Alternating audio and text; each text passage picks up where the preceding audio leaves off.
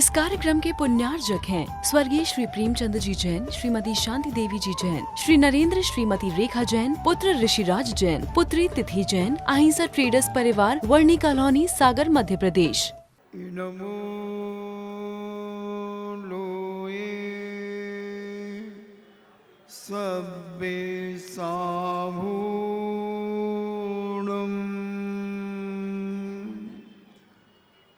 पंच परमेष्टि भगवान की अहिंसामयी बीतराग विश्व धर्म की देवादिदेव 1008 आदि ब्रह्मा आदि स्वर श्री ऋषभनाथ भगवान की देवादिदेव 1008 शासन नायक बाल ब्रह्मचारी भगवान महावीर स्वामी की परम पूजनीय आचार्य श्रोमणि गुरुवर श्री कुंद कुंद महामुनिराज की परम पूजनीय आचार्य श्रोमणि गुरुवर श्री विद्यासागर जी महामुनिराज की परम पूजनीय निर्यापक श्रमण मुनि श्री सुधा सागर जी महाराज की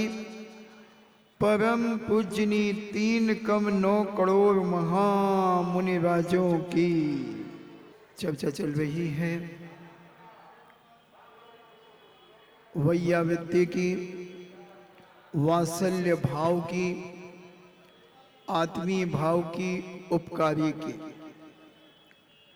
जब हमारा उपकार करने का भाव आता है कि हम एक समीचीन मार्ग की प्रभावना करके कुछ ऐसा उपकार करें जिससे हमारा धर्म, हमारी संस्कृति, हमारे संस्कार दिन दूने रात चौगुने प्रगति की ओर चले,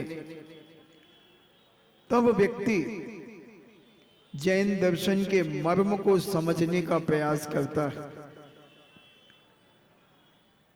प्रायः जितने भी बड़े बड़े नेता हुए, आम्बेडकर, पंडित जवाहरलाल नेहरू, महात्मा गांधी, सरोजनी नायडू, विनोबा भावे और भी जितने नेता हुए, इन सभी ने जैन दर्शन को पढ़ा, जैन दर्शन को समझा। आम्बेडकर ने जैन दर्शन के बहुत सूक्ष्म तत्वों को पढ़कर कानून बनाए। और अभी कुछ वर्षों पहले राहुल गांधी ने भी हमारे रतन लाल जी बेनाड़ा साहब जो सांगानेर के अधिष्ठाता थे, उनको खबर भेजी और कहा कि मैं जैन दर्शन को समझना चाहता हूं, कि आप मुझे समझाने का प्रयास करेंगे। तब बेनाना जी ने पूज्य मुनि श्री सुधा सागर जी महाराज से कहा कि महाराज मुझे दिल्ली बुलाया जा रहा है, वो कांग्रेस के नेता राहुल गांधी मुझसे जैन दर्शन को पढ़ना चाहते हैं। तब महाराज ने कहा कि ठीक है, अगर उनकी इच्छा है तो समय देना चाहिए। बेनाड़ा जी अपने बड़े बेटे की बहू को साथ में लेकर के गए, क्योंकि कोई विषय अगर उन्हें हिंदी में समझ में नहीं आता तो वो ट्रांसलेशन इंग्लिश में करके उन्हें समझाएंगे। और गांधी राहुल ने 7 दिन तक एक दिन में 9 घंटे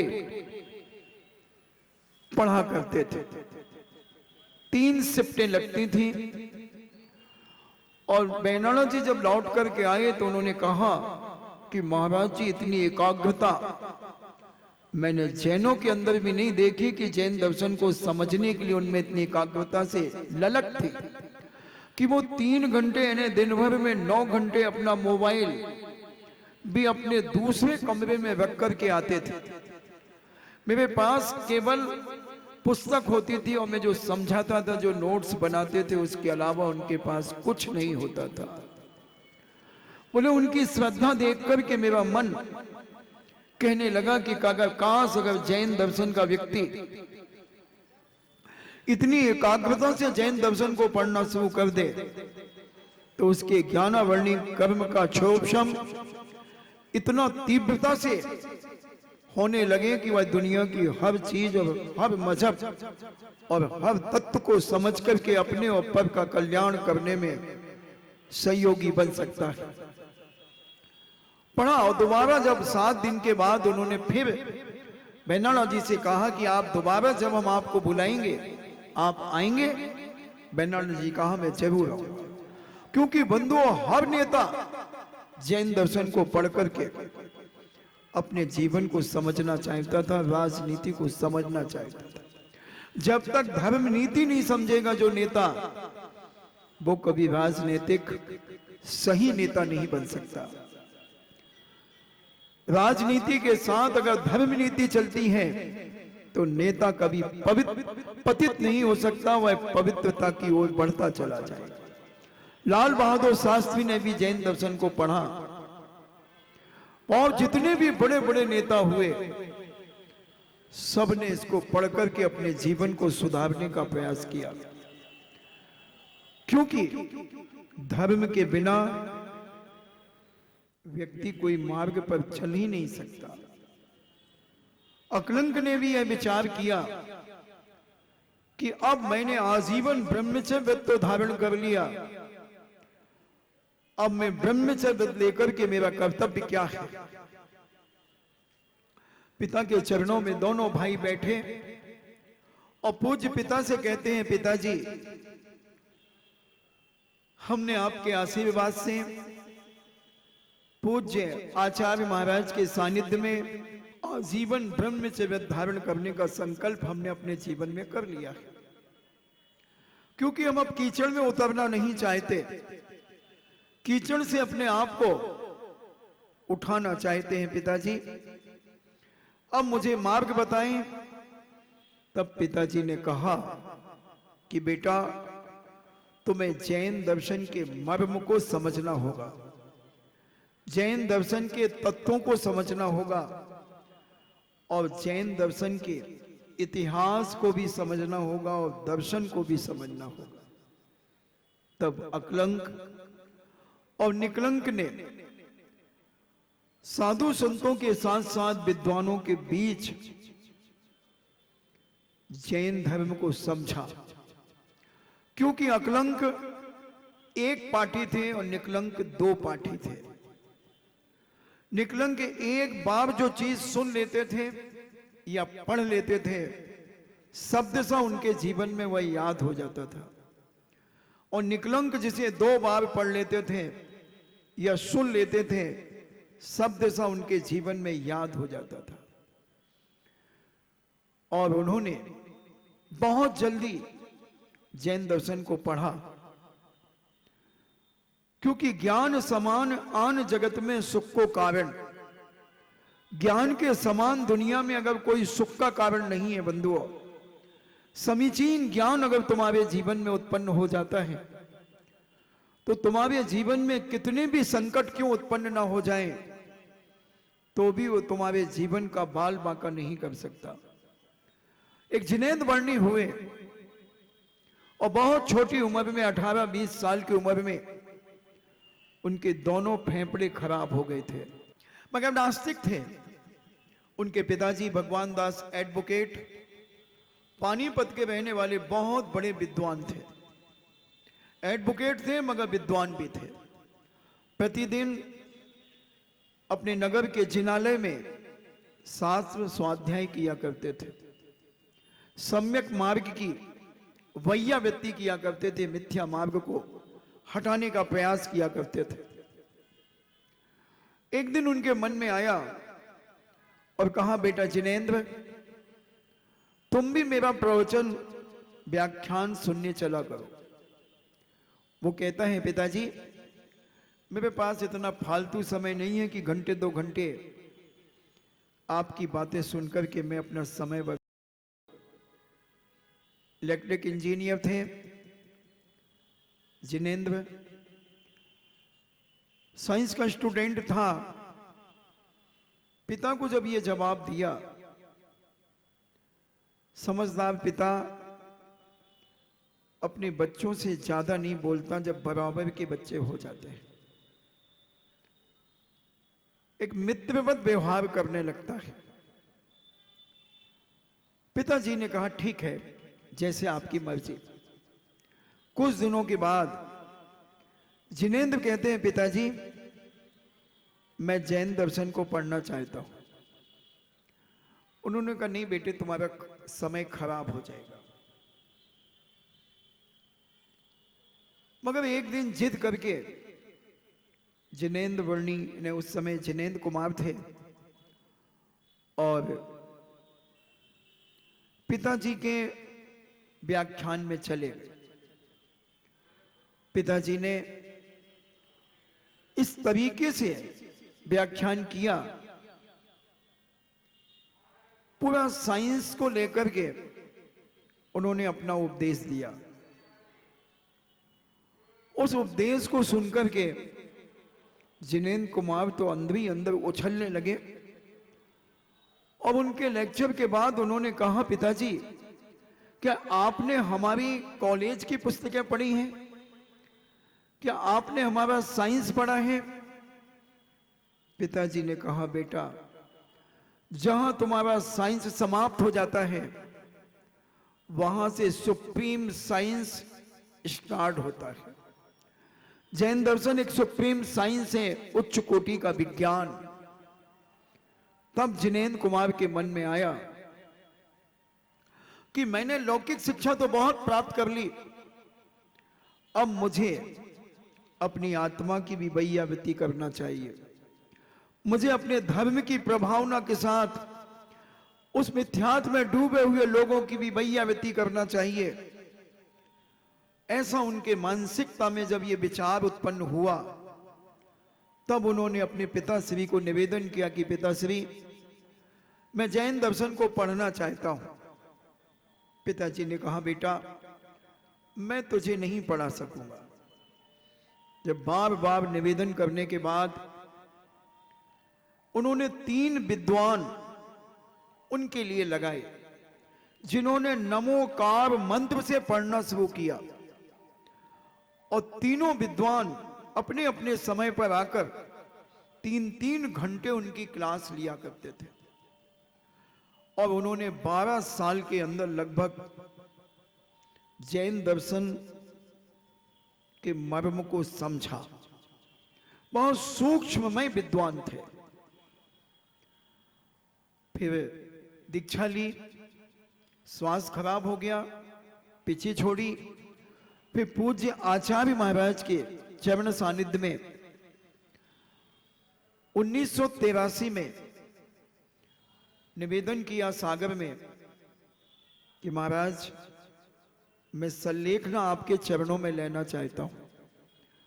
मगर उसके पहले 12-13 साल अध्ययन करने के बाद 2-3 साल उन्होंने रिवीजन किया, और रिवीजन करने के बाद 40 किलो कागज में लिखा, 40 किलो कागज में लिखा, और उन्होंने जैन दर्शन की एक बहुत बड़ी डिक्शनरी बनाई, जैनैन सिद्धांत कोश। और भी लिखा। उनका पढ़े लिखे लोगों के लिए उनका साहित्य बहुत अच्छा है। शांति पथ प्रदर्शन, प्रभु वाणी, कुंद कुंद का कुंदन, सत्य दर्पण, नए दर्पण आदि ऐसे उनकी 15-20 पुस्तकें हैं। फिर उन्होंने पूज्य आचार्य महाराज के चरणों में निवेदन किया। क्षीण काया थे, मगर बहुत मीठा बोलते थे, बहुत मीठा बोलते थे।